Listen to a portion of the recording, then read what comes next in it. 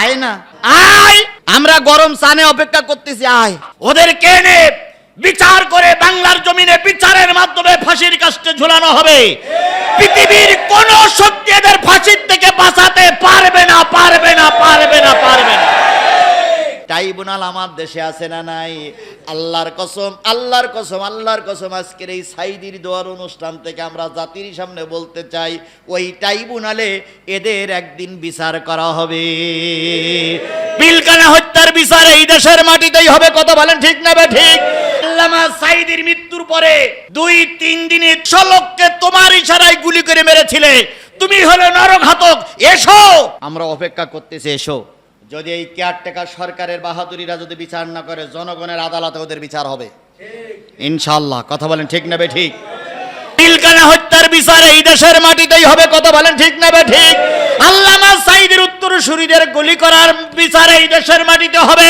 এই যে ছাত্র জনতার আন্দোলনে গুলি করে মানুষকে মেরেছ, এরও বিচার এই দেশের মানুষই করবে। পিলখানার 57 জন মারা গেছিল তোমার হাতের ইশারায়। আল্লামা সাইদির মৃত্যুর পরে 2-3 দিনে 100 লোককে তোমার ইশারায় গুলি করে মেরেছিলে। তুমি হলো নরঘাতক। এসো, আমরা অপেক্ষা করতেছি, এসো। যদি এই কেয়ারটেকার সরকারের বাহাদুরিরা যদি বিচার না করে, জনগণের আদালতে ওদের বিচার হবে ইনশাআল্লাহ। কথা বলেন ঠিক না বে ঠিক?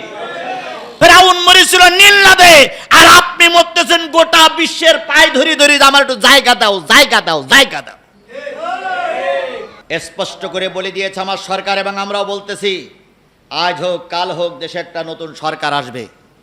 সেই সরকার ওদেরকে এনে বিচার করে বাংলার জমিনে বিচারের মাধ্যমে ফাঁসির কাস্টে ঝুলানো হবে। পৃথিবীর কোন শক্তি এদের ফাঁসির থেকে বাঁচাতে পারবে না, পারবে না, পারবে না, পারবে না। আবু সাইদকে যখন গুলি করে মারা হলো, তার বুড়া বাবা বুড়ি মায়ের কান্নাকে আপনি দেখেন নাই? যদি দেখতেন তাহলে আপনার অন্তরে অন্তত কিছু না কিছু দয়া হতো। আপনার পরিবারের 7-8 জন সহ 40-45 জন লোক মারা গেল, তাই আপনার এত কষ্ট হলো। আর শত শত লোককে আপনি গুলি করে মারলেন, অথচ আপনার একটু দয়া হলো না। ফেরাউনের চাইতে নিকৃষ্ট বংশের নিকৃষ্ট জাতের কন্যা আপনি। খালেদা জিয়ার দল আমি করি না, কিন্তু খালেদা জিয়ার মুক্তির ব্যাপারে ওনার ছেলে এখন বলতেছে অনেক আগেই মুক্তি দেওয়া ভালো ছিল। ধরবর মুরগির মতন চামড়া টেনে ছিঁড়ে ফেলবো, বিয়াদবের বাচ্চা বিয়াদব। এ কথার এখান থেকে 2 বছর আগে বলতে তোর কি বাইরামে ধরেছিল। এই কথাটা যদি 2 বছর আগে বলতিস তাহলে এত আন্দোলন হতো না। কথা বলেন ঠিক না বে ঠিক? আরে বাবা, সে একটা বুড়ি মানুষ, 3 বারের সাবেক প্রধানমন্ত্রী, সে এতটুকু সহানুভূতি পেল না। ও কি করে বলে আমি যে একজন মানুষ? হিংসা, হিংসা, হিংসা, এত হিংসা যে হিংসার কোনো শেষ নেই। এখন দেখেন বিদেশে বসে বসে বলতেছে আমি আবার দেশে আসবো। আয় না, আয়, আমরা গরম সানে অপেক্ষা করতেছি, আয়। পিলখানার 57 জন মারা গেছিল তোমার হাতের ইশারায়। আল্লামা সাইদির মৃত্যুর পরে 2-3 দিনে 100 লোককে তোমার ইশারায় গুলি করে মেরেছিলে।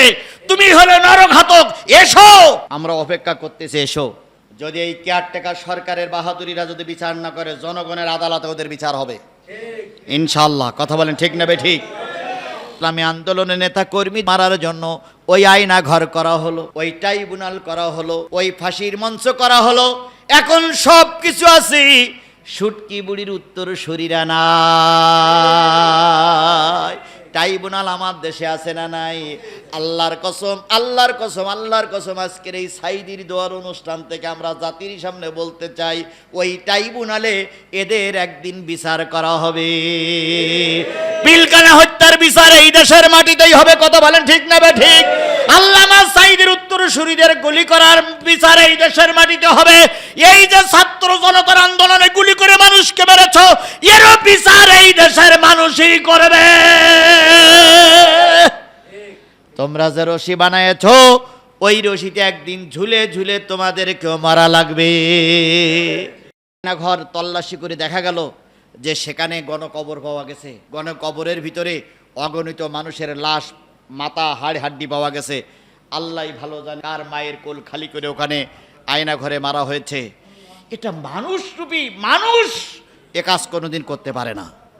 এরা মানুষ রূপী হয় না। কথা বলেন ঠিক না বেঠিক? আল্লাহ বলেছে উলাইকা কাল আনাম, এরা হলো চতুষ্পদ জন্তুর মতো, বালুহুম আদাল, বরং তার চাইতে এরা আরো নিকৃষ্ট।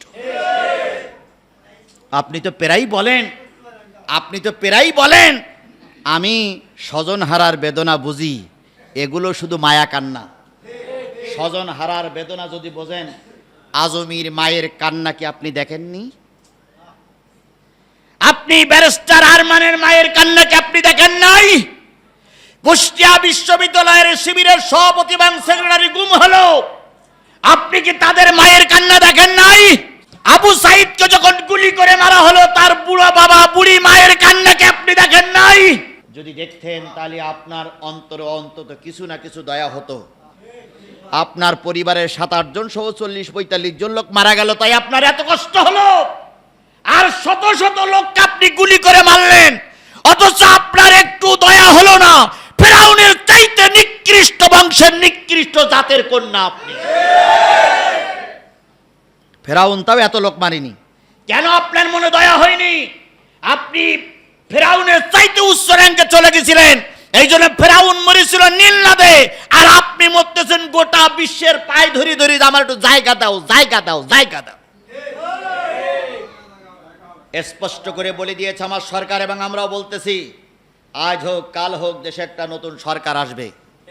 সেই সরকার ওদেরকে এনে বিচার করে বাংলার জমিনে বিচারের মাধ্যমে ফাঁসির কাস্টে ঝুলানো হবে।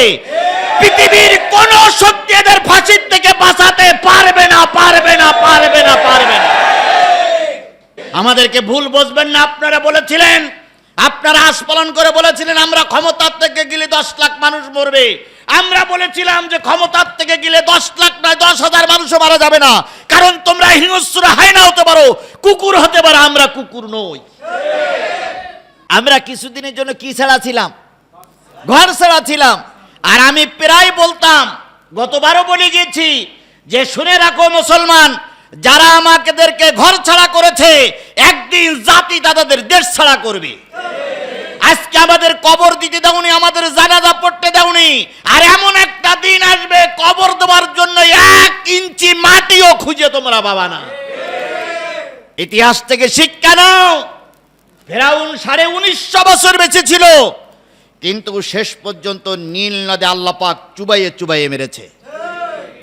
1700 বছর নমরুদ রাজত্ব করেছিল, একটা খোলা মশায় তাকে দুনিয়ার থেকে হালাক করে দিয়েছে। আবু জেহেলের অত্যাচার সহ্য করতে না পেরে রাসূল মক্কা থেকে হিজরত করে মদিনায় চলে গেছিলেন। সেই আবু জেহেলকে ছোট্ট ছোট্ট দুটো নাবালক শিশুতে খোঁচাই খোঁচাই মেরেছিল। আজকেও বাংলাদেশের প্রধানমন্ত্রী বসে বসে বলতেছে, এত কিছু করলাম, আমার কিছু হইল না, আর ছোট ছোট বাচ্চারা আমার তাড়াই দিল। এর বক্তব্যটা অনেকটা আবু জেহেলের বক্তব্যের মতো, এর ভাষণটা অনেকটা আবু জেহেলের ভাষণের মতন। কথা বলেন ঠিক না বেটি? কারণ হবেই না কেন, এদের প্রতিটা রক্তের ফোঁটায় আবু জেহেলের রক্ত মিশে আছে। এদের প্রতিটার জন্ম আবু জেহেলের রক্ত দিয়ে জন্ম। এদের রক্তের ভিতরে কোনো ভালো মানুষের রক্ত নাই। শেষ পর্যন্ত বলেছিলেন আমি একটা বক্তৃতা করি, বক্তৃতারা রেকর্ড করেন। সেনাবাহিনীর প্রধান বললেন, ওই সময় আপনাকে দেওয়া যাবে না। পরনের যে কাপড় ছিল ওই কাপড় পরে কুকুরের মতন ব্যক্তিগত সেনাবাহিনীর একটা হেলিকপ্টার যোগে দেশ ছাড়তে বাধ্য হলো। যারা বীর পুরুষ তারা দেশে থেকে আন্দোলন করে, যারা কাপুরুষ তারা কুকুরের মতন পালিয়ে যায়। সুতরাং এই দল এবং এই সংগঠনের লোকগুলো হলো কাপুরুষ।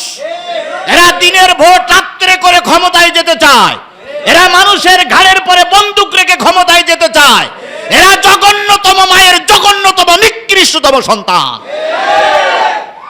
এ দল যারা করে এরা ওই জাতের জাত।